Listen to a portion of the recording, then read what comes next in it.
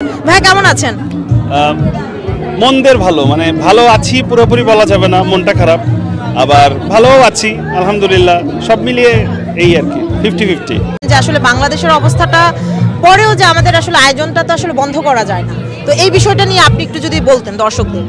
আসলে বাংলাদেশে যে ঘটনাটা ঘটে গেল এটা একেবারেই মানে কাঙ্ক্ষিত না, কারণ এতগুলো ক্যাজুয়ালিটি হয়ে যাওয়া বা এতগুলো এই প্রবলেমের ভিতর দিয়ে যাওয়া সব মিলিয়ে আসলে আমরা নিজেরাও খুবই বিচলিত, আর সেই সাথে মানে ব্যথিত তো অবশ্যই। দিন শেষে যেখানে যেটা প্রবাসের জীবনটা অনেক কষ্টের, এটা আমরা সবাই জানি।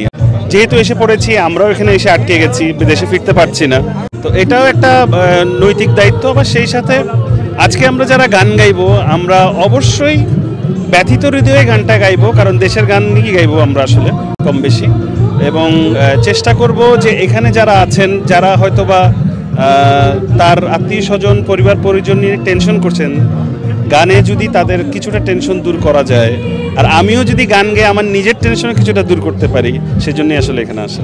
তো আপনার কণ্ঠে আমরা একটু 2 লাইন গান শুনতে চাই। যে মাটির বুকে ঘুমিয়ে আছে লক্ষ মুক্তি সেনা, দে না তোরা দে না, সে মাটি আমার অঙ্গে মাখিয়ে দে না।